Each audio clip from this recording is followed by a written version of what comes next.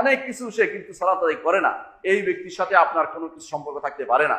আপনি যখন রাতের বেলা দোয়াতে বলেন ওনা খলাউ ওনা তুকুমাই ইয়াফজুরুকা, আমি ছেড়ে দেই, সম্পর্ক ত্যাগ করি, যে কেউ যে আমার সাথে আপনার ফাজের ফাসেক আপনার সালাত আদায় করে না, আপনার কথা শুনে না, তার সাথে আমি সম্পর্ক রাখি না। দুনিয়ার বুকে এসে আপনি কিন্তু সম্পর্ক রেখে দেন। আপনার ছেলে যেটা সালাত আদায় করে না, সে আপনার ঘরে থাকার উপযুক্ত না, তাকে বের করে দিন। যেই ছেলে প্রাপ্তবয়স্ক হয়েছে অথচ সালাত আদায় করে না, সে আপনার ঘরে থাকার উপযুক্ত না। এবং যেই পিতা মাতা সালাত আদায় করে না, তাদেরকে দুনিয়ার বুকে আপনি তার খেদমত করে যান, কিন্তু মরার পরে তার খাটিয়া বহন করার যোগ্যতা আপনার নাই। কারণ ইমানদার কখনো কাফের খাটিয়া বহন করতে পারে না, এবং তাকে আপনি সালাত আদায় করতে পারবেন না।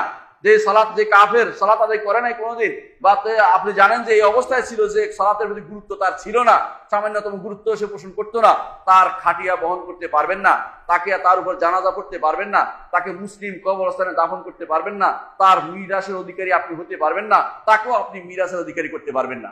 এই জন্য যেই নারী সালাত আদায় করবে না, সেই নারীও আপনার স্ত্রী থাকবে না, স্ত্রী থাকতে পারে না। নারীকে সালাত আদায় করার কথা বলেন, সালাত আদায় করে না, শত কিছু হলেও তাকে ফিরিয়ে দেন যে তুমি ইমানদার নয়, কাফের হয়ে গেছো। দুনিয়ার বিপদ থেকে বাঁচার জন্য তাকে তালাকের মাসলা দিয়ে বিদায় করে দেন। সন্তানদেরকে আল্লাহ দেখবে, সন্তানের দিকে তাকিয়ে কাফের মহিলার সাথে ঘর করা যাবে না, সন্তানের দিকে তাকিয়ে কাফের পুরুষ সাথে ঘর করা যাবে না, শরীয়ত সেটা অনুমোদন করে না। এই জন্য সালাত ত্যাগকারীকে ইমানদার বলার কোনো সুযোগ নেই। সালাত ত্যাগকারী এই বিধানটা মনে রাখা, অনেক কিছু সে কিন্তু সালাত আদায় করে না, এই ব্যক্তির সাথে আপনার কোনো কিছু সম্পর্ক থাকতে পারে না। আপনি যখন রাতের বেলা দোয়াতে বলেন ওনা খলাউ ওনা তুকুমাই ইয়াফজুরুকা, আমি ছেড়ে দেই, সম্পর্ক ত্যাগ করি, যে কেউ যে আমার সাথে আপনার ফাজের ফাসেক আপনার সালাত আদায় করে না, আপনার কথা শুনে না, তার সাথে আমি সম্পর্ক রাখি না। দুনিয়ার বুকে এসে আপনি কিন্তু সম্পর্ক রেখে দেন। আপনার ছেলে যেটা সালাত আদায় করে না, সে আপনার ঘরে থাকার উপযুক্ত না, তাকে বের করে দিন। যেই ছেলে প্রাপ্তবয়স্ক হয়েছে অথচ সালাত আদায় করে না, সে আপনার ঘরে থাকার উপযুক্ত না।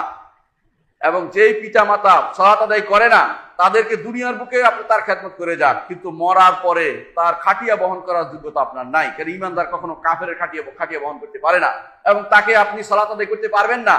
যে কাফের সালাত আদায় করে নাই কোনোদিন, বা আপনি জানেন যে এই অবস্থায় ছিল যে সালাতের প্রতি গুরুত্ব তার ছিল না, সামান্যতম গুরুত্ব সে পোষণ করতো না, তার খাটিয়া বহন করতে পারবেন না, তাকে তার উপর জানাজা পড়তে পারবেন না, তাকে মুসলিম কবরস্থানে দাফন করতে পারবেন না, তার মিরাসের অধিকারী আপনি হতে পারবেন না, তাকেও আপনি মিরাসের অধিকারী করতে পারবেন না। এই জন্য যেই নারী সালাত আদায় করবে না, সেই নারীও আপনার স্ত্রী থাকবে না, স্ত্রী থাকতে পারে না। নারীকে সালাত আদায় করার কথা বলেন, সালাত আদায় করে না, শত কিছু হলেও তাকে ফিরিয়ে দেন যে তুমি ইমানদার নয়, কাফের হয়ে গেছো। দুনিয়ার বিপদ থেকে বাঁচার জন্য তাকে তালাকের মাসলা দিয়ে বিদায় করে দেন। সন্তানদেরকে আল্লাহ দেখবে, সন্তানের দিকে তাকিয়ে